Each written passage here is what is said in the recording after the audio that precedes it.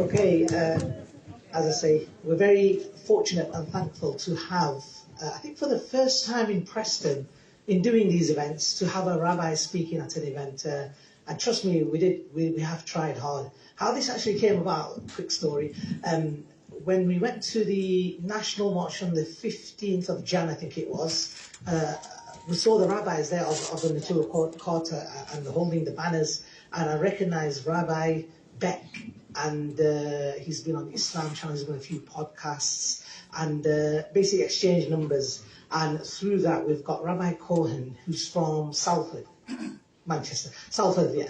So not too far away. But obviously today was Sabbath. So, and he's also part of the Neturei Karta organization. And as I say, it's an honor to have Rabbi Cohen here. So please give him a warm welcome, and he'll give you a few.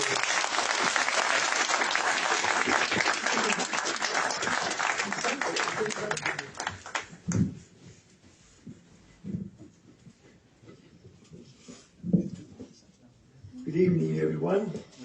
Good evening. My apologies for being somewhat late, but we were held up, and we managed to get here anyway. First of all, I must thank the organizers here for giving me the opportunity to speak to you. It's a great privilege. And I've had, over the years, I've had a number of occasions where I've spoken to Muslim audiences, and it's been an honor and a pleasure. First of all, I would like to pray that our discussions this evening should be correct in content and in conclusions. The purpose of, I believe the correct purpose for tonight's gathering, well, I come often to gatherings like this to explain the Orthodox, or what we call the authentic Orthodox Jewish position, particularly regarding the situation in Palestine. But now, of course, it's even more, in light of the current situation, it's even more topical and important when one takes into account the suffering of the Palestinians in Palestine. It's very important to explain the Orthodox, authentic Jewish point of view, because it's, let me explain first of all what I mean by an Orthodox Jew. That is a Jew who endeavors to live his life in accordance with the age-old Jewish religion and way of life. And as your chairman mentioned, here under the banner of a movement known as Neturei Karta, which is not really a movement at all. It's the name of an idea, the name of an opinion that expresses Orthodox Jewish opposition to what is known as Zionism. And Zionism, as you may or you may not know, is the philosophy and movement which brought into being what is known as the State of Israel. But, and this might be a paradox for you, you all know that, the world knows that Israel is run by Jewish people, and I've come here to speak, I must say quite clearly, to speak against the State of Israel. So how do I come to be here? What's this rather a paradox? But my message to you is that Israel is the result of a movement known as Zionism, which was a movement formed about 100 or 120 years ago with the idea of forming a nationalist and but secular home for Jews, nothing to do with the age-old Jewish religion, which goes back thousands of years. And my message to you this evening is that not all Jews are Zionists. In fact,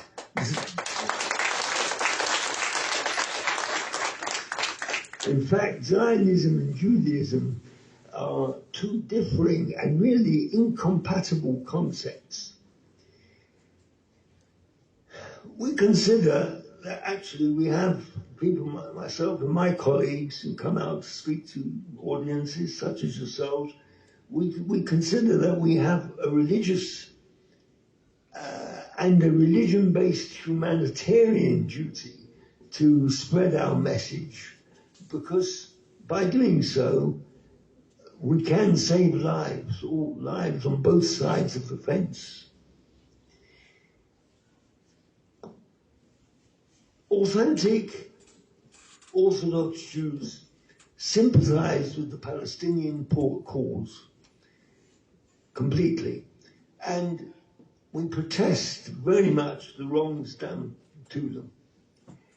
But sadly, this is now, among the Jewish people, it's a minority view. I must say that explain that quite clearly. But nevertheless, it's a significant minority. And it's not always been so, because when Zionism was formed about 120 years ago, most Jewish religious authorities opposed the whole idea of Zionism. And many still do. And that's the genuine age-old religious view. I always say it's got the authority of history, because as far as history is concerned, going back thousands of years, Zionism never existed. Zionism is 120 years old, and Judaism is thousands of years old, and the two are completely incompatible. So just brief, I know there's not a lot of time this evening, but I think it's important for you to understand, if I can take a few minutes to explain what is the Orthodox Jewish basis for opposition to Zionism. It's based on two things. It's based on our religious belief. But the explanation of that would perhaps be more understood by Jewish people, because it's in connection with our religion and beliefs. But it's also the opposition that we have to Zionism is based on humanitarian grounds as well, very strongly so.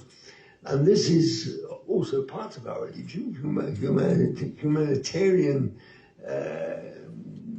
ideas are part of the Jewish religion, as they are parts of other religions. And that approach can be appreciated by anyone, whether you're Jewish or not Jewish. Just very briefly to explain why it is against our Jewish religious belief, first of all. Because, again, it's a long story, but briefly, we are taught that the Jewish people, although they were in the Bible, in the scriptures, were told that they would be in Palestine, they would live in the land known as Palestine. But this was promised only based on certain conditions. And the conditions were that we had to maintain certain standards, religious and ethical standards. I'm going back now 3,500 years. And these standards were, sadly, not held to the correct degree. They were correct, they were held by many thousands of people, but not to the required degree. And we were told that if the standards were not kept, then the Jewish people would be sent into exile. And after about 1,500 years following the formation of the Jewish people, they were in fact sent into exile, as history confirms. The Jewish people have been in exile for 2,000 years, but we are told that this is a divinely decreed exile, an exile decreed by the Almighty. And if we try and go against it, we are going against the wishes of the Almighty. Our teachings are that we have to live as good citizens in any country in which we are and obey the laws of the countries of the occupants of those citizens. And that includes Palestine, because once we were sent into exile, we had no current claim to Palestine whatsoever. We had the right to live there like everybody else, but not as masters. And to try and go against that, we are taught, is a rebellion against the wish of the Almighty, and we are told that if we try and do this rebellion, there will be dire results. Sadly, this is what took place. The Zionist movement came, and they wanted to. I'm being too lengthy. Okay, all right. Well, then let's leave that alone. We are forbidden from our religion to try and form Zionism, but we also are required to consider the humanitarian idea. Zionism, from the outset, was a policy set up to completely ignore the wishes of the occupants of the indigenous population of Palestine and to take the land against their wishes. And this goes back 107 years. People say that the current war started on the 7th of October. It actually started on the 2nd of November 1917 with the formation, with the Balfour Declaration, which expressed support for the Zionist idea by this country, actually. And they have a lot to answer for the current situation. So although I'll have to cut it short, I'll just say very briefly like this. It's very interesting. Sorry? It's very interesting. I'm prepared to carry on with it. Yeah. We waited long enough. This is very important. It's very important. It's come all this way. Sorry? We waited for you for a long time. Okay. Well, I'm afraid I came late, so it's my fault. Anyway, the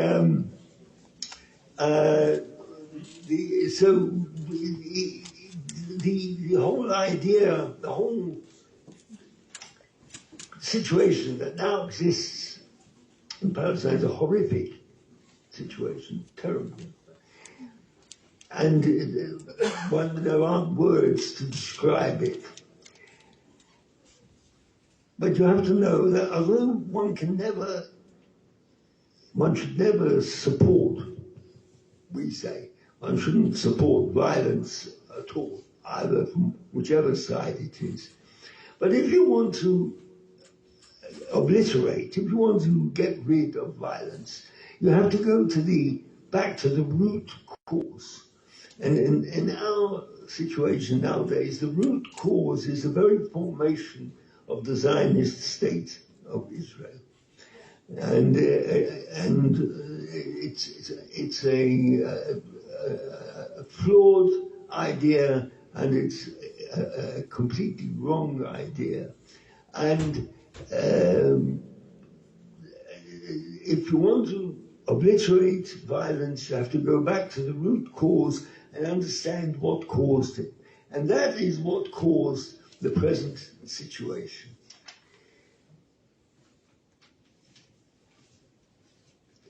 So to sum up, Zionism and Judaism are two different things. Zionists do not represent the Jewish people in any way. It's a false idea.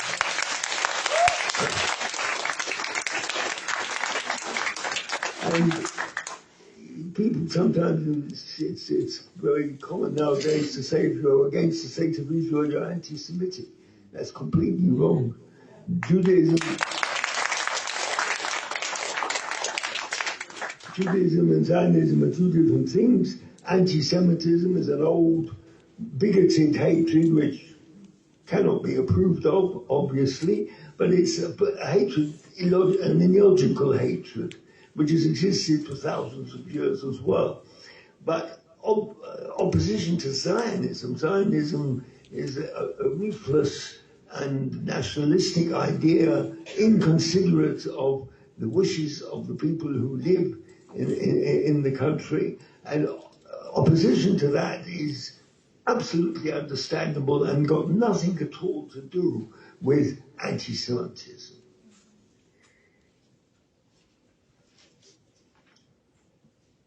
Okay, we're obviously short of time, so I can't elaborate too much, but I just want to say this. Charges and accusations in the Poland situation as to which side is to blame are irrelevant. As I said earlier, without in any way condoning violence, the only way to get rid of it is to seek out the root cause. So what's the solution? The ideal solution is what we pray for, is for a peaceful, complete dissolution of the flawed concept known as the State of Israel, to be replaced by, our prayer is that it should be replaced by a regime which would be entirely compatible with the wishes of the Palestinians, where everybody can live, Jews, non-Jews, anybody of any nation or any religion, live peacefully, as in fact was the situation in Palestine for hundreds of years. The Jewish people lived alongside the Palestinian people very peacefully, right up to the time when Zionism started. So our prayer is that this should be what should take place. A replacement of the current regime with a regime which gives no special rights to the Zionists to control other people's lives. At the moment, this doesn't seem very likely, but you can never tell. Things change very quickly. One only has to look back at the situation that existed in South Africa, for instance. Well, I don't know if you know about it, I'm sure people know. In South Africa, there was a very harsh apartheid regime, which seemed very rock solid, but it came to an end. It fizzled out, almost without violence. There was some violence, but almost without violence. Miraculously, almost. And then there was the regime, the Soviet communist regime, which, again, I don't know whether you remember, but those who are old enough will remember that it fizzled out in the space of 2 or 3 weeks. It was amazing. It was a huge, ruthless regime which had lasted for 70 years, and it came to an end. Nobody ever believed that could happen. Again, the ways of the Almighty are beyond our comprehension. So the same thing could happen now. And our prayer is, as I said earlier, that there should be a peaceful, complete dissolution of the flawed concept known as the State of Israel, to be replaced by a state regime which is completely incompatible with the wishes of the Palestinian people, where everybody will be able to live peacefully alongside each other.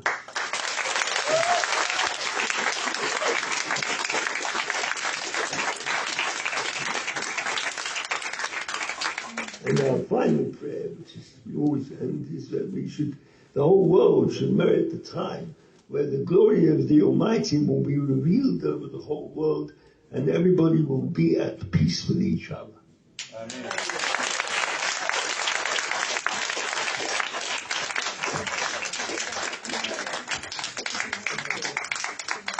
Once again, thank you very much to Rabbi Cohen for giving us some really powerful words of wisdom. Could have probably had him and listened to him for a little bit longer, but given that it's a Saturday night and it's running on and we've got our national guest speaker to come on.